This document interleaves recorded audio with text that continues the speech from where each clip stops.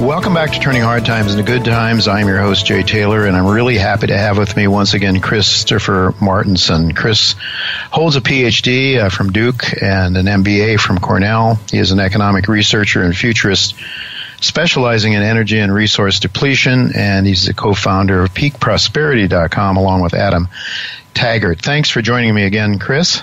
Oh, Jay, it's my pleasure to be back with you. It's always good to have you. You know, before we get started, let me strongly suggest to my listeners that they bookmark peakprosperity.com. That's the right place, right? Peakprosperity.com? Yep, that's it. And you're very active there. You provide a blog. There's some audio-visual stuff there as well that's very valuable.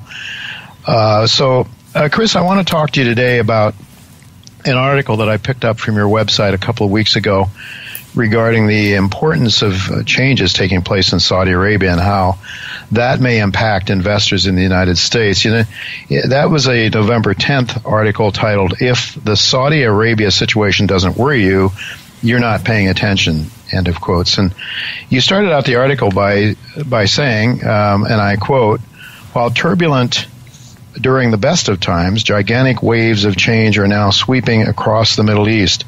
The magnitude is such that the impact on the global price of oil as well as world markets is likely to be enormous." Then you stated, and I quote, "A dramatic geopolitical realignment with Saudi Arabia is in full swing this month that is upending many decades of established order." So my question is, you know, of course, we have all heard of the house arrests that are taking place. I think, well, I don't know if we all have, but it's been in the news. The princes in Saudi Arabia from the old guard. What can you tell us about that event as well as how it fits into the greater geopolitical order in the Middle East and beyond? Well, I wish I could do this in a single sentence. It's so complex that, of course, some context is really essential here. And anybody could be forgiven for not understanding Saudi politics. Even people who examine it very closely have a hard time keeping up because we're talking about a ruling family, a dynasty with that's been very prolific. There's 4,000 princes. At least 2,000 of them hold significant assets or power. And it's really a sort of a, you know, the Corleones, mobsters meets Game of Thrones intrigue, you know, so it's really hard to get your arms around, but just understand there's a lot of money involved. There's a lot of ego involved. There are a lot of participants involved. And so there was a major realignment in shakeup. Now, this is normal. You get shakeups and things like this, but the person who came into charge, his son is Mohammed bin Sultan, and who we can shorten up to MBS, Mohammed bin Sultan. MBS is young, in his 30s, young 30s, and very, very aggressive in terms of how he wants to reshape the country. Now, a lot of what's being talked about in the U.S. press is very unfortunately focusing on, I think, the wrong angle, which is that he's trying to make his country more progressive and bring it out of the oil age into some new magic thing, which, I don't know, they'll manufacture, hopefully, sand into something. But the truth is that what actually happened was we have to rewind this story just a little bit and understand that 1973, Yom Kippur War, United States supported Israel. The Arab nations, of course, were very unhappy with all of that, got the oil embargo, a lot of upset about that. Well, in 1974, Saudi Arabia was thinking, well, geez, you know, we still like to sell our oil and we'd really like to, we need help with security because they were still sort of a founding dynasty at that point in time. They had a lot of military needs, but they couldn't be seen coming to the United States to sell their oil. And we were their by far, number one customer at that point in time. So anyway, backdoor deal gets struck. For 40 years, the United States and Saudi Arabia hold secret that at that moment, Saudi Arabia had struck a deal to buy U.S. treasuries, and we were going to hold them for them in a special secret account. And no conspiracy. This is all public record now. So that all made sense, right? Saudi Arabia wanted to sell their oil, but they didn't want to be seen selling it to the United States openly because it would be kind of politically embarrassing because of Israel, all that. So at any rate, that's all been happening for a long time, and that enshrines something I'm sure your listeners are familiar with called the petrodollar. with Saudi Arabia as the cornerstone of this idea, which is that if you want to trade in oil, you need dollars, which is great for the United States. We export dollars and people need them because they want to buy oil, and those dollars get recycled back into our capital markets, because the other part of that deal with Saudi Arabia was not just that they're going to sell oil to us, not just to us for dollars, not just that, but they're going to buy treasuries, but they're going to recycle other parts of their proceeds into the U.S. markets. That includes real estate, equities, the whole nine yards. So Saudi Arabia owns a big, giant chunk of the U.S., long-standing arrangement. It's been great. Well, I don't know, your listeners will probably remember this too. It was in 2016, Congress was going to pass this crazy little law that was going to release a 28-page document that was going to finger a bunch of Saudi nationals, in particular government officials, as complicit with the whole 9/11 fiasco. Right. And that was going to open them up potentially to lawsuits by families. And, of course, the United States has a long history of filing suits against other countries inside U.S. court systems, getting huge judgments, and having the Treasury Department and State Department, strong-arm those results. So Saudi Arabia was upset at this. Obama had to fly over, and this is at the tail end. I think the election's already happened. It's somewhere around November or December. And so he flies over there to smooth everything over. Well, he must have done a bad job, because it was not March of that same year that Saudi Arabia goes and trundles over to Beijing, brings a huge entourage. I was talking with the former president of a major oil company, and he was there at the time, and he said, you wouldn't believe it, Chris. They flew all these 747s in. Two numbers for you. They brought 6 fully armored Rolls Royces with them, and they brought 150 cooks just to feed everybody else who came, right? Right? So they're doing this. And why are they doing this, Jay? Because they inked about $70 billion of deals during that meeting, which, as you know, or anybody knows, you don't just go over and ink $70 billion in deals. Those deals have already been negotiated. This was sort of the inking, the signing part, but they'd already been decided beforehand. So that's move number one. Move number two, October of that same year of 2017, first time in history, we have a giant entourage like that from Riyadh heading over and going to Moscow. So now we have Saudi Arabia and Russia getting together. Again, $70 billion of deals inked, and it was the breadth of those deals that really caught me. Technology, healthcare, for nuclear reactors, and most impressively for the Russian S-400 anti-aircraft missile system, their most advanced. Now, they're not going to sell that to just anybody.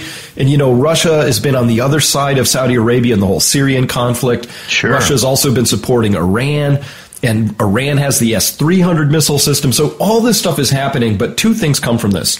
One, the United States is no longer at the dance floor with Saudi Arabia, and two, they're inking military deals with China and with Russia, saying they've pivoted away from the United States.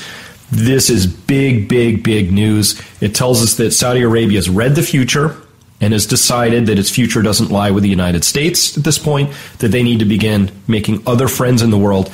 And they've done that now with a total of over close to $200 billion of deals, because China came back for a second drink just a month ago and inked another $70 billion. So they're off to the races. If they're dating, they've already decided to move in together. They're selecting furniture and sofas and carpets and things. Wow. So this is a big deal. This upends 45 years of oil diplomacy, and it's happening, and it's not being talked about in the U.S. press. It's not being talked about, but I have to think, I want to ask you, to what extent do you think this agreement for Saudi Arabia to buy treasuries, to recycle their dollars into treasuries, and I think also OPEC was maybe required also to demand dollars for payments as a whole? And so, I can see, Chris, how this would go beyond just the United States and Saudi Arabia. If the whole world, if the exporting countries, oil countries, were demanding dollars instead of their own currency, some of their currency, then let's say a country like Bolivia that has to import oil would need dollars. And, it would just be sort of like the whole, if they wanted to buy bananas from, let's say a northern European country wanted to buy bananas from Bolivia, they would have to get dollars to buy those bananas from Bolivia, because Bolivia would need the dollars to buy their oil, right? That's correct. So a number of things happen when you have the petrodollar. It means that any importing nation needs to have dollars to buy those with. Right? Now, again, of course, capital markets are what they are. The oil exporters could, I don't know, take those dollars and sell them instantly for Bolivian currency, or if they wanted to. But the truth is that since 2000 to about 2016, which is the last year I have data, about 7 trillion petrodollars were accumulated by oil exporters. And it's just an astonishing pile. So what would have happened if those oil exporters didn't have to accumulate 7 trillion excess U.S. dollars? What would have been different? Well, U.S. interest rates would have been a lot higher. All kinds of things would have been very different. And so, in this story, we have to ask, okay, well, if the petrodollar is dying, what's it being replaced with? Because you don't just send your oil cargo off for nothing. And that's where the second part of this story is interesting, where I'm sure your listeners have heard that China opened an oil bourse where you can trade futures for oil denominated in yuan, their onshore currency, right? Plus, nobody really actually wants to accumulate too many yuan more than you would need for trading because China has closed capital markets. You can't buy Chinese government bonds. They have foreign direct investment, very constrained. So what do you do? Well, that's where China also joined that with the idea that you could take any yuan that you had and you could use them on the Shanghai Gold Exchange, buy gold, and they would allow that to leave the shore. So they opened the capital market, but for gold of all things, which feels like a little poke in the eye at the system, if you will. But that's where they decided to open their capital markets, and by all accounts, this is going really well. And this makes a lot of sense, but you have to understand where we really are in the oil story, and people in the United States really are very deluded because we just get this, it's literally propaganda about how amazing shale is and it's changed everything and it'll be changed forever. It's absolutely wrong. It's a big story. I want to explore that with you, Chris, because I know you've done an awful lot of work there on that. But so I wasn't aware that China has agreed then in these instances to allow gold to leave the Chinese shores. Yes, that's how I understand it. Oh, okay. Well, that's very important. You could understand why Saudi Arabia may be a bit hesitant to accept yuan right now. But if they could exchange them into gold, that's another story, of course. And it's very interesting because it seems to me the petrodollar really replaced gold in the sense that, I've always wondered, how could the dollar retain its value when we went off the gold standard way back then? And I'm old enough to remember it. I'm older than you are. I remember it very well. Reading the New York Times the following day and just being amazed at how could the dollar retain any value if it had nothing behind it. Well, of course it has had. It's had oil and it's had the U.S. military. Some people believe that that's been a very important part of the equation as well, to send a signal to the Saddam Husseins of this world, or the Gaddafis of this world, or anybody else that may decide they don't want dollars anymore. Do you buy that? I do, and this is where the story gets really fascinating and also a little confusing for me, because there are elements inside the United States government, call it the shadow government, or maybe not even all that shadow, that are very keen to pick a fight with Russia. And I'm confused by that because, the United States has had a very, very powerful military as long as you were going up against Saddam, who was hobbled by 2 decades of sanctions, or, you're going to go beat up on a Libya, or, with no air force or whatever. That's one story, but it's a very different story when you pick a fight with somebody like Russia, who has a tiny military budget compared to ours, but they didn't pour their money into building aircraft carriers. They poured their money into missile technology. And oh my goodness, their missile systems, if people haven't studied them, take a look. It's space age secondary, for instance, just not to get too wonkish, but their Zircon missile system, these things are flying at Mach 5 or 6 unless they go exo-atmospheric, in which case they fly at Mach 8. They come in a swarm, and of the swarm, one of them flies high, like about 130,000 feet, and coordinates all the other ones. And the rest of them are coming 5-6 feet off the deck, and the kinetic energy on these alone is enough to tear a ship in half, but they put a warhead on for good measure. If the one that's high up gets lost, another one will fly up and take its place. And there's literally no possible way to stop a swarm that comes in. And these things have what's called vectored thrust technology, meaning they don't steer with fins, which get torn off at those speeds. They steer with a nozzle. And so they can do crazy maneuvers at the end, pulling 50, 60 Gs if they need to, and fly crazy patterns. And all of our missile technology is geared on, you calculate a trajectory, you know where something's going to be, and you shoot something there. It's like skeet shooting. Well, skeet shooting gets a lot harder when the skeet can perform evasive maneuvers right at the end. My goodness. I have a hard time when they don't, So this is the technology we're up against, and I go through all of this simply to say that if the United States goes up against a foe that has that technology, we're going to discover that ships, no matter how sophisticated they are metal boxes looking for a reason to sink. And the minute that happens, the very minute that happens, the entire calculus changes because the world suddenly discovers that power is now projected by people who can walk to places rather than people who have to float there. The United States has a wonderful advantage. We've got 2 giant long coastlines. It protects us. It's wonderful. It's also a flaw if you're trying to be a global military empire, and the only way you can get, a battalion, an armored battalion from point A to point B is to put it on a ship. So I think that the calculus would change very, very rapidly. I believe it's part of the reason that Saudi Arabia did its pivot. This is speculation on my part, but remember, everything in Syria was kind of going one way until there was a day when Russia announced that they were bringing in the S-400 system, and they parked it right there in the center of Syria, and suddenly the entire dynamic changed. Because the United States and NATO couldn't fly over the country anymore. We did not want to go up against that missile system. So I think Saudi Arabia looked at that and said, oh my goodness, you brought in your missiles. It changed everything. It threw the war against us, and we lost that. But instead of sort of nursing those wounds, MBS pivoted very quickly and said, oh, calculus has now changed. And very shortly after, they were striking deals with 2 brand new partners. It's really big news. It really is. It really is big news, Chris. And this is just another example of the kind of big news that we're not hearing as Americans. It's out there for people like you who dig, with the internet and everything available. But most people aren't aware of this at all. And you have to think, I was talking to Mr. Rickards in the past, and his view, at least a year or so ago, was that our military was still strong enough, and that the only way these countries could really compete would be through currency wars, to do what you just talked about they're doing with gold and their own currencies and their own trading infrastructure that they put together.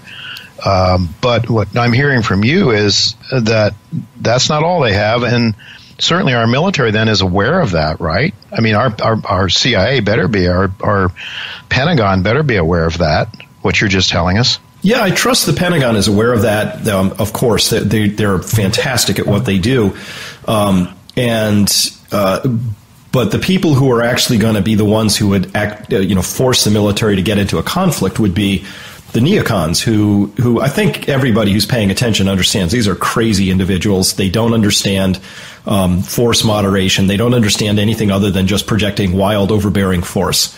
And that's great if you're up against a heavily outmatched foe.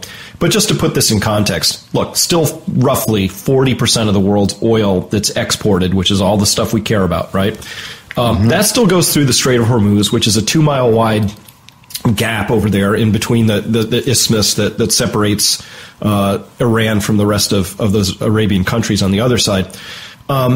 These missile systems I just talked about, if they were operational, and by the way, they can fire from, the Zircon's interesting because it fires from any platform. It fires from anything that anybody has. It comes off of trucks, subs, planes, 2 different types of planes, maybe, you name it. Doesn't matter.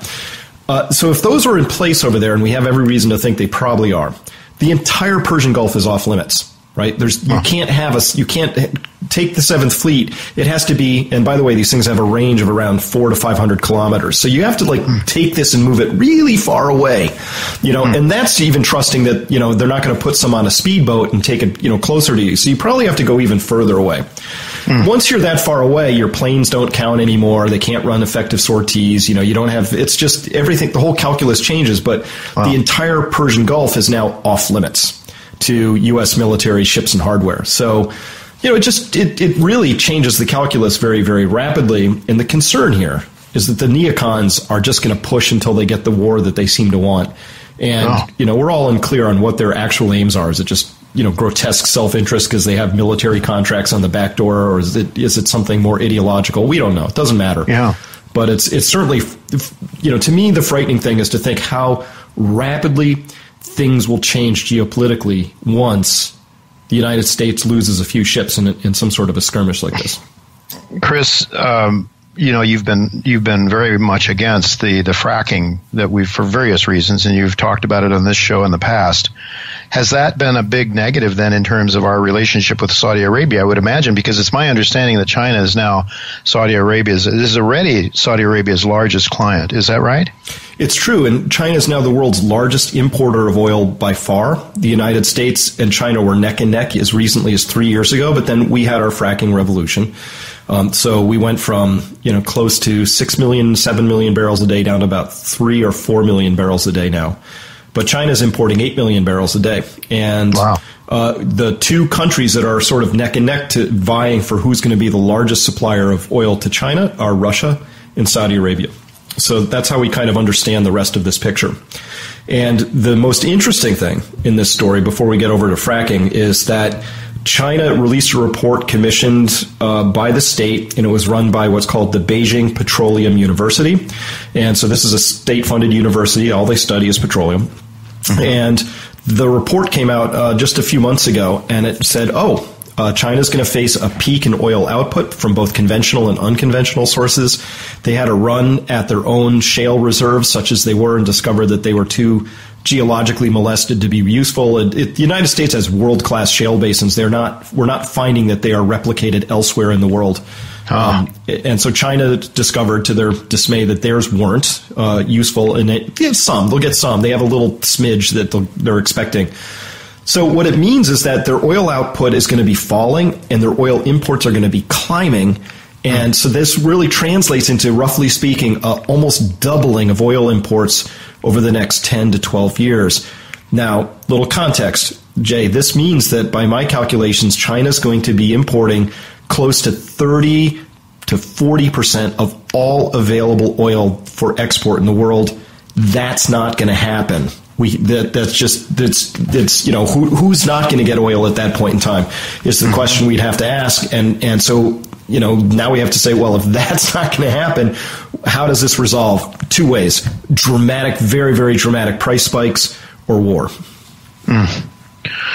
Boy, it's not a very hopeful outlook there, Chris. I'm not so sure. I'm happy to have you on the show, but we have to face reality, and this is what it's. I mean, so what should we be doing now about it? With just a few minutes left here, what is this going to mean? First of all, it seems to me that the dollar could be toast. We may be looking at a dollar how are they? Are they going to hyperinflate this thing to try to make? How's the government going to pay for all of the promises it's made to Americans, for example, old people? What's going to happen?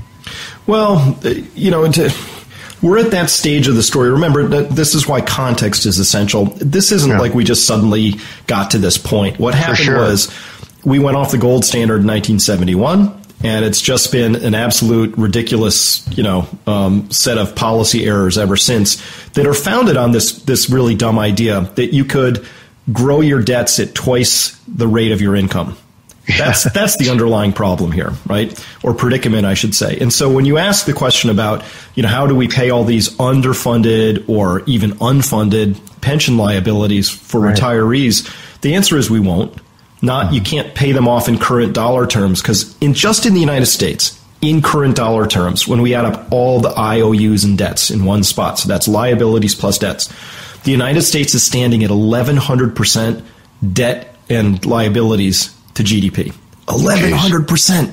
That's incredible. So the only question that I'm asking my subscribers and listeners to resolve is this: who's going to eat the losses? That's the question. Yeah. Right. So you know as well as I do, the Federal Reserve is going to try and inflate their way out of this, but they're looking at the wrong measures. They're looking at prices. Prices and inflation are separate things. Prices are the symptom.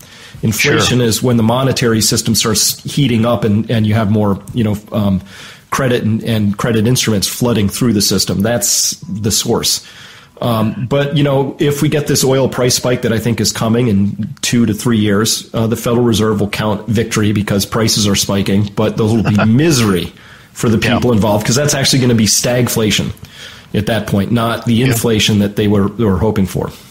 Right, and rates are rising now, as Alistair McLeod explained on the show recently. That gives the banks all kinds of reason to sell their treasuries and to put money into the system more. So we have already, I think, some concerns about rising price levels. And I don't know what your thoughts are, but it seems to me that with all this high-powered money still sitting in the Federal Reserve System, in the banking system since 2008, 2009, that there could be an awful lot of hurtful inflation heading our way in the not-too-distant future. I'm fearful of that. Do you share that concern? Well, yes, and it's going to happen, I think, because we have to understand that derivatives, currency, stocks, bonds, they're all just claims on actual wealth. And those claims have just gone through the roof when we look at how much, currency and currency equivalence has been flooded and printed and pushed into the system. At the end of the day, none of those have any value to us unless we can buy something with it. For now, everybody's happy thinking, hey, I have increasing claims in a financial sense.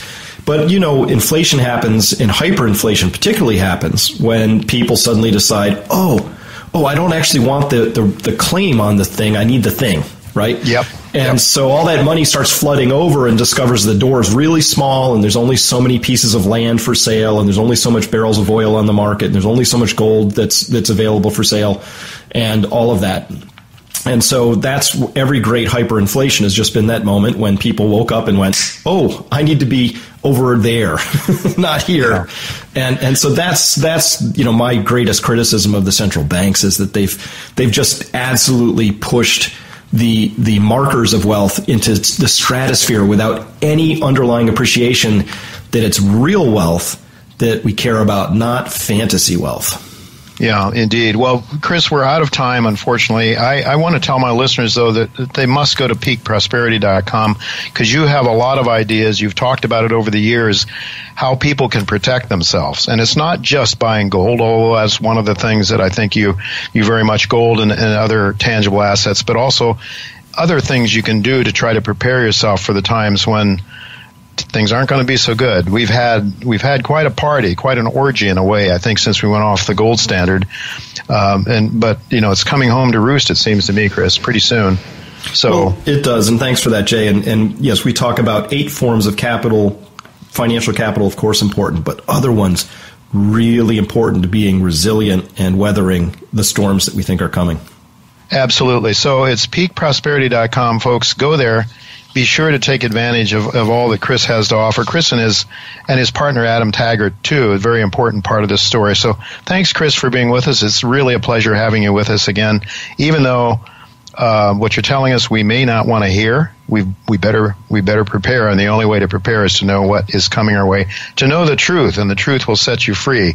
Somebody said a long time ago. Thanks so much. Thanks.